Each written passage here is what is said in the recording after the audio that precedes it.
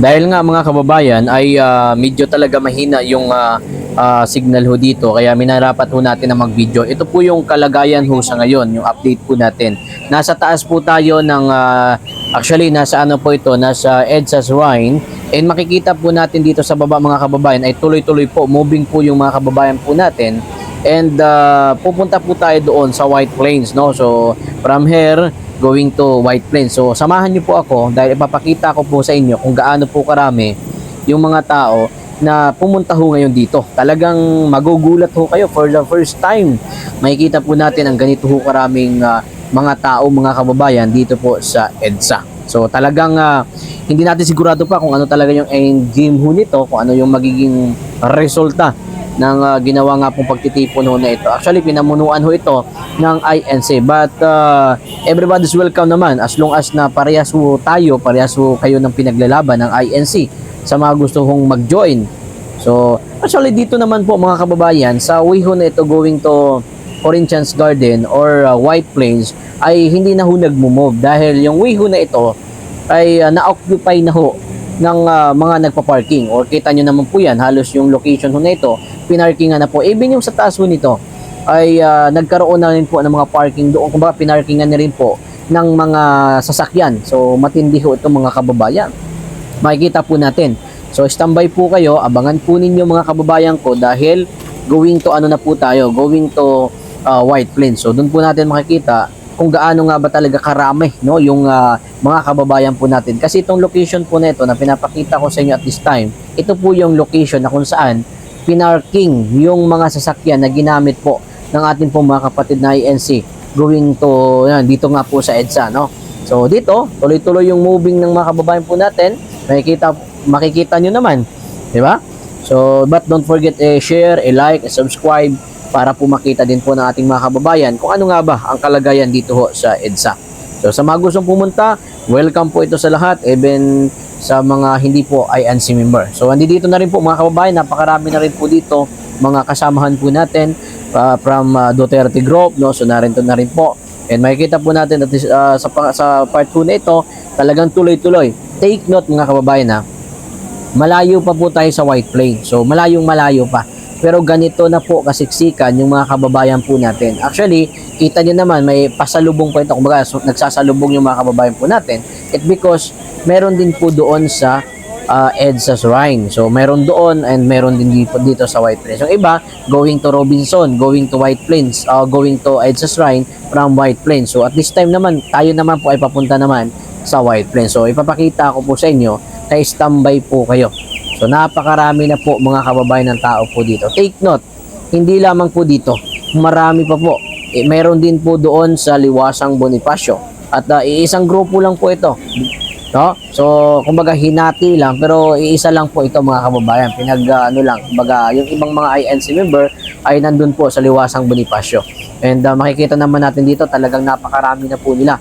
Kaya nga sabi ko sa inyo, wait lang kayo dyan kasi ipapakita ko po sa inyo yung sitwasyon po sa White Plains. Ay ba, ikakagulat po ninyo kung gaano talaga karami. So narito na rin po, kumbaga, ilan po sa mga kilalang personalidad na from political parties ay namataan na rin po natin dito. Sila former congressman, sa Mike Defensor, even sila Tatay Rani, narito na rin po sila Congressman active, Congressman Libiste, and ilan pa po sa mga kilalang personalidad ho from the politics group ay nakasama at nakita na po natin dito po sa pagtitipon ho na ito. Kaya nasahan po natin na maya-maya lamang ho mga kababayan ay may mga ilan pa sa mga kilalang personalidad ang mamamataan po natin dito. Yung mga nakikita po ninyong bus sa taas, yan po ay ang mga sinakyan po ng mga kapatid po natin na INC. Pansin ninyo mga kababayan, sa taas merong mga naglalakad, di ba?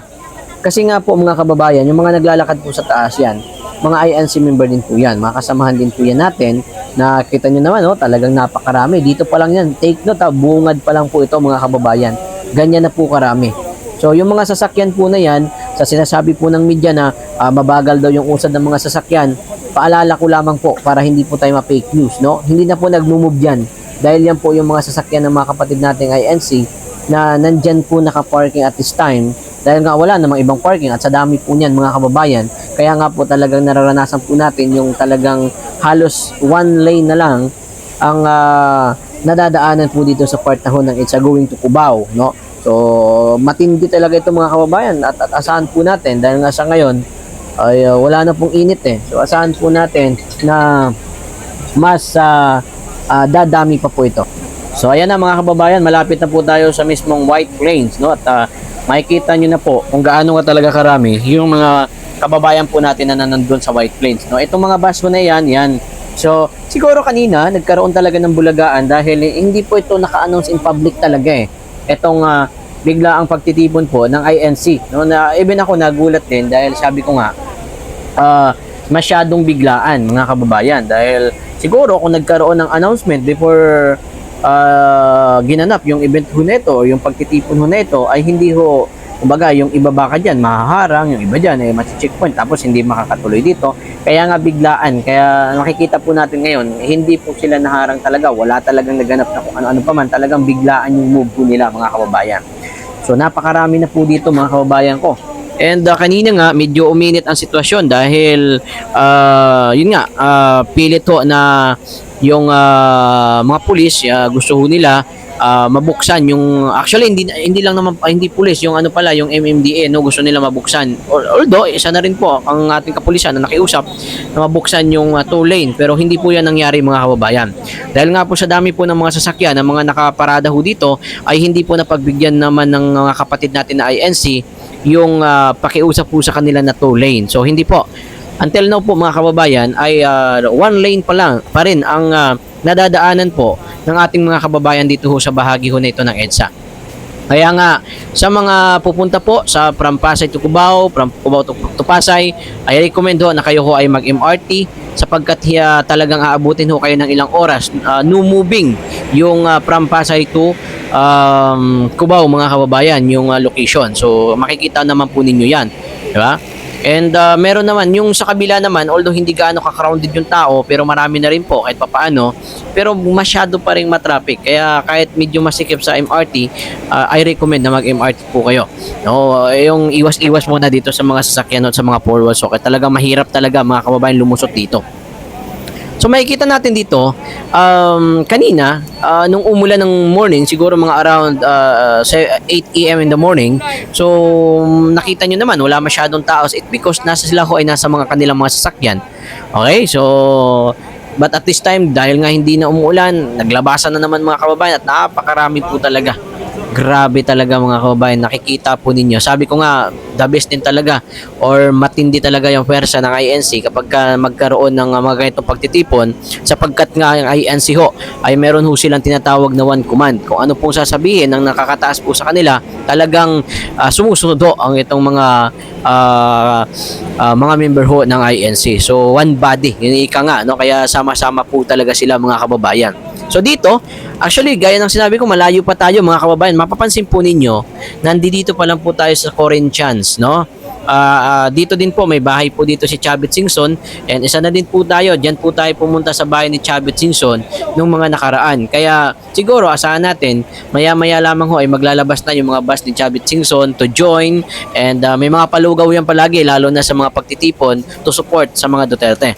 So makikita po natin, Corinthians Garden pa lang po tayo, pero napakalayo pa po natin sa White Plains, pero ganito na po karami ang tao at ang mga sasakyan po mga kababayan. So matindi talaga. Grabe. So medyo sabi nga hindi ito ganun na lamang kabilis na kumbaga maaalis dito kung may sino mang may gustong or magtangkang paalisin. Ito pong mga kapatid natin na INC, hindi ho ganun kabilis na mapapaalis sapagkat nakikita nyo naman po yan mga kababayan, napakarami po talaga. Okay?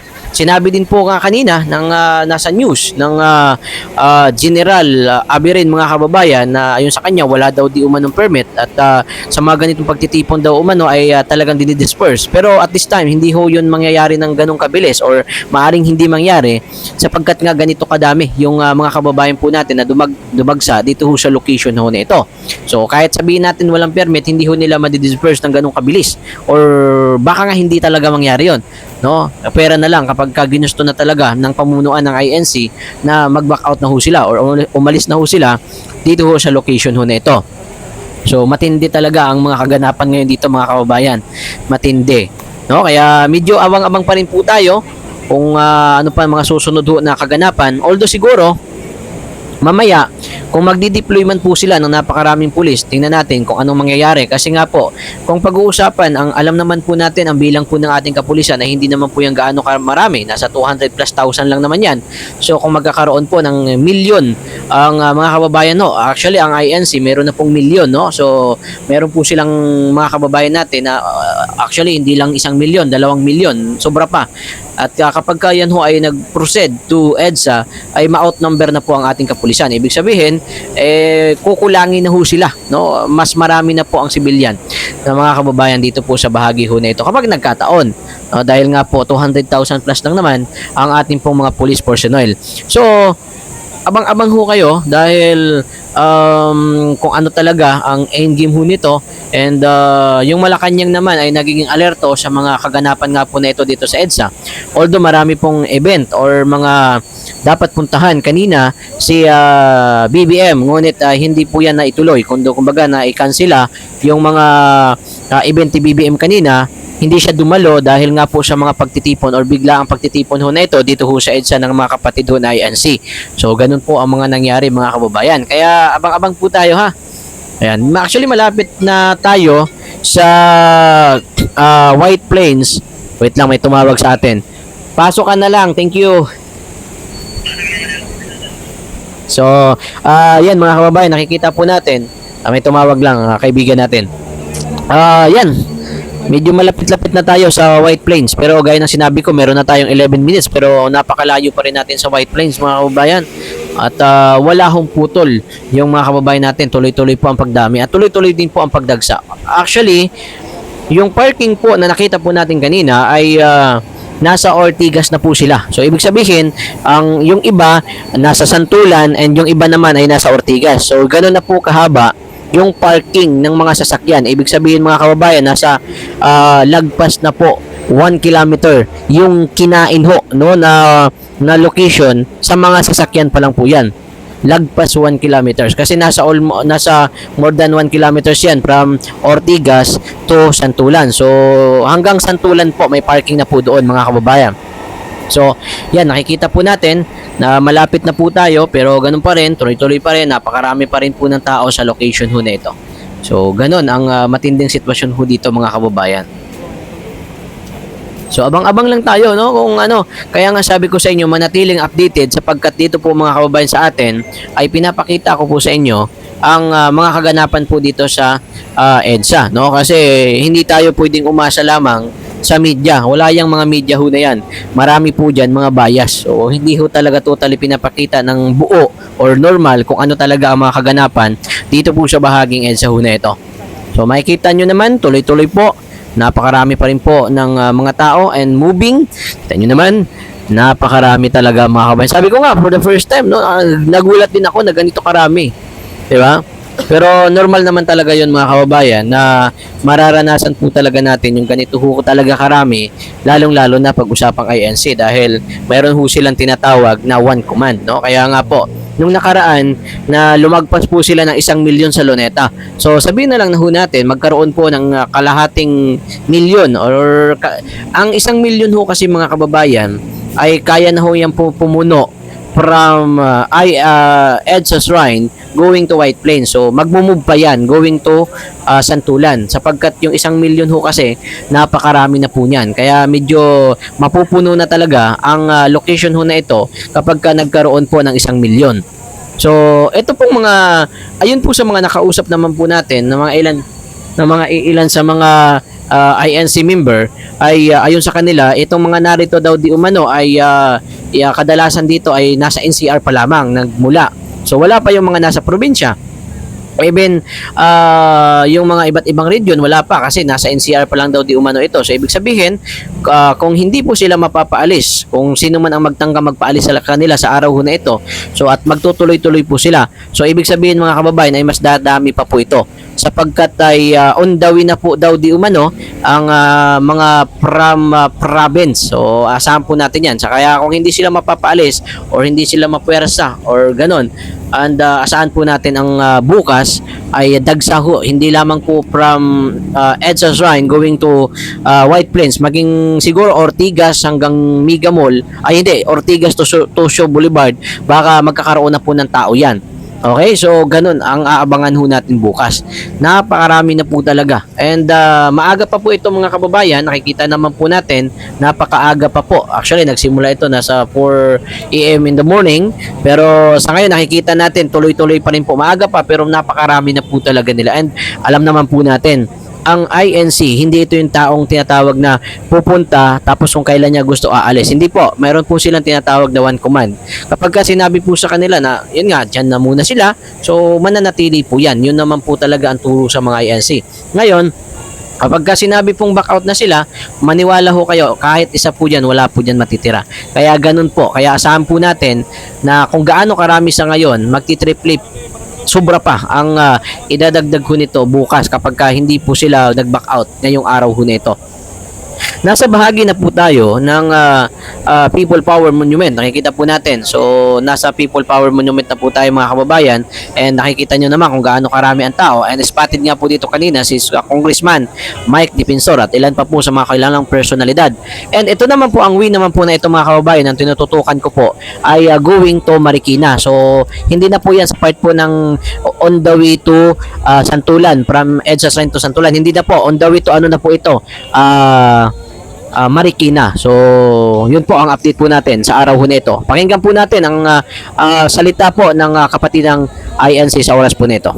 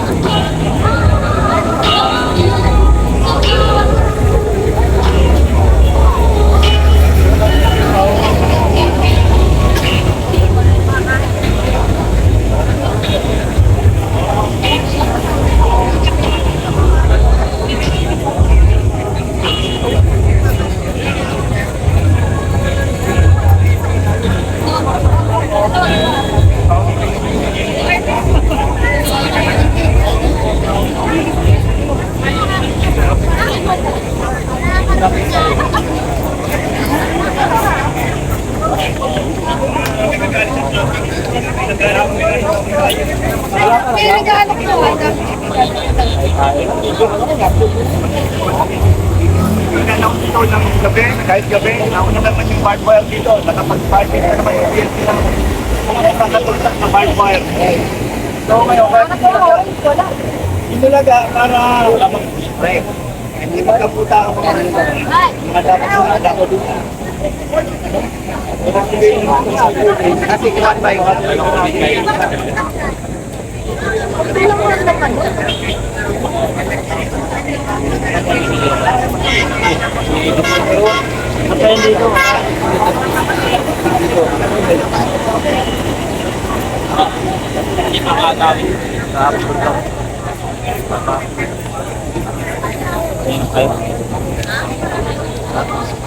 Sir, walang tira dito. Punta kayo sa sud. Kanina kayo, pumunta kayo ron sa ulo. Punta kayo sa Nagpapagkip lang kayo. Sabi ko nga sa'yo, brother, pagka-bit-bit natin yun sila kasi mamaya ipapahiram nila sa akin. Sir, sorry ah. Pahiram na ako isa ka mo, advance mo na.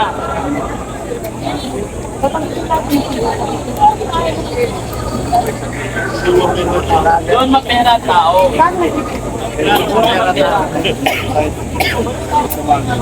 Baka wala pa kami pagkakali. Wala kami Tubig. Mike.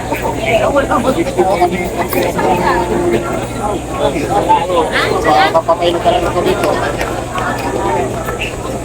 Mga member mo, nakita niyo.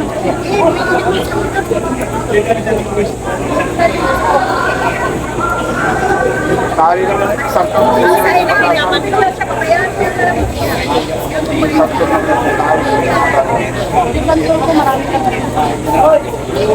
Hindi mo yan, ano ilalagay natin yung story. Nung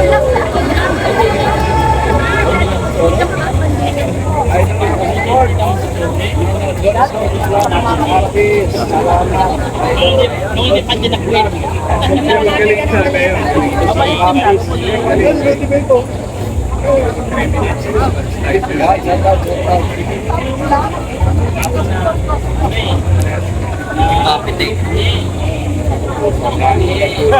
Maleta yun. Kapit siya ng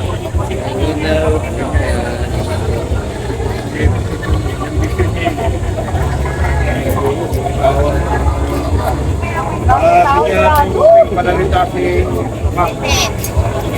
Ang pinaglalaban. Pinaglalaban po eh. Kailangan ka lang. Sigura ka kasi dito. Mamahal lang kahit wala ka naman.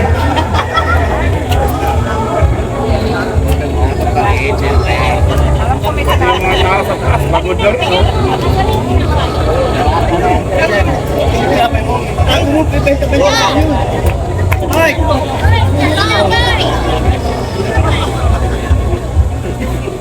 Oh, pinapay.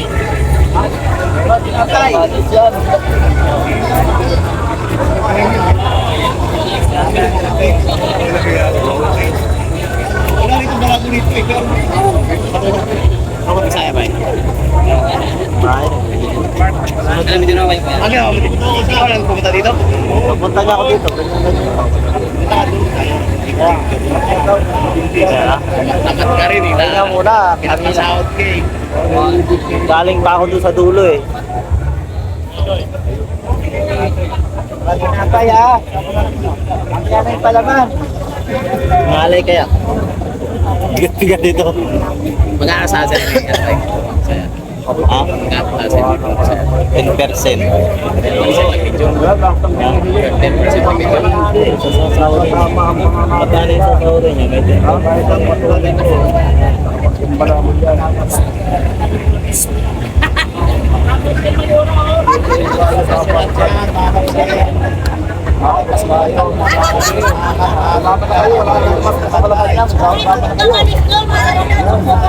Magkano yung sasahod niya? May 10. Sama-sama na kayo lahat. Oo. Wala signal ba yan?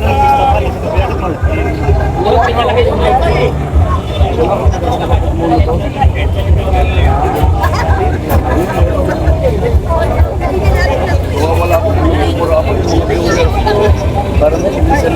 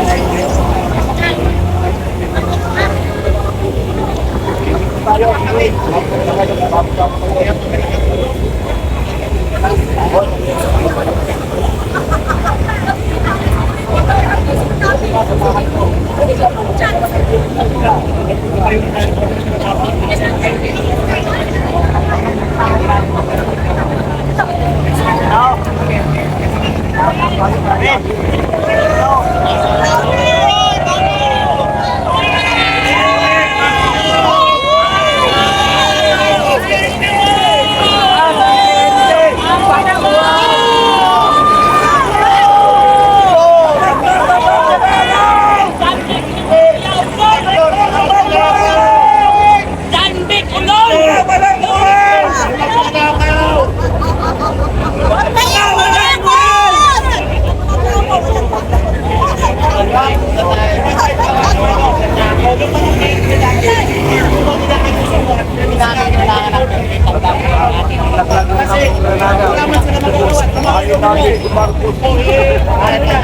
Mahalin mo, makita mo, tinakot mo. Paano mo? Dadami mo pa ako sa buwan niya. Diba? Oo. Kaya ang tawag sa Pilipin, protector na magdakaka.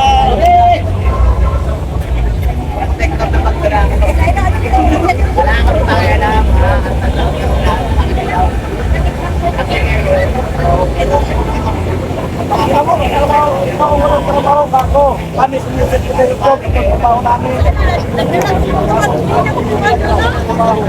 Kaya kami trabaho.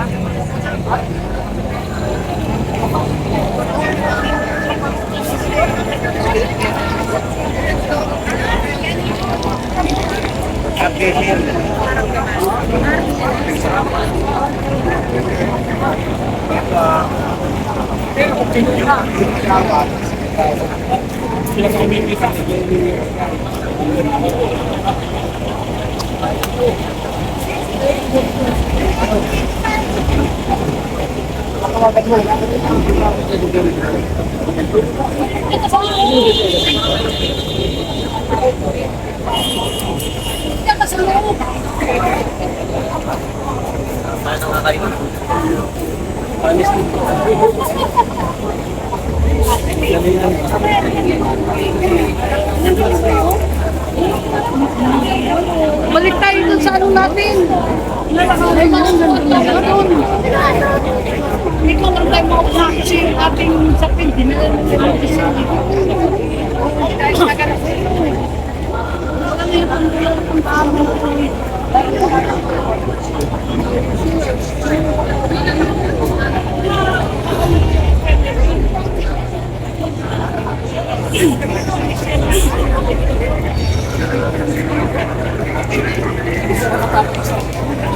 Host ka?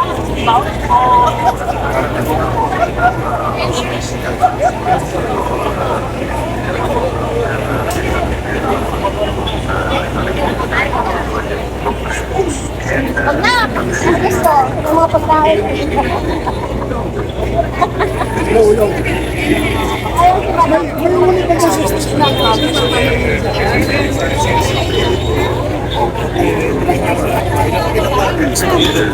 Wala.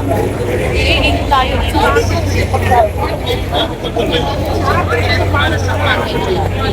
Sino ba na?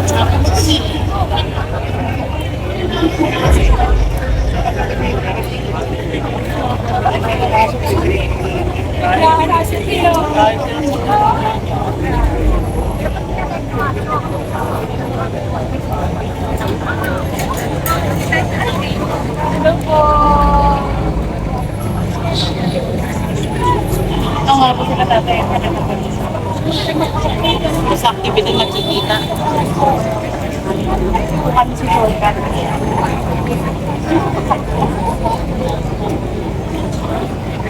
Hi!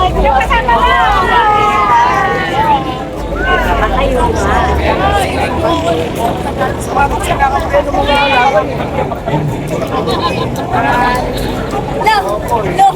Ano doon? Punta pa rin. Tatas.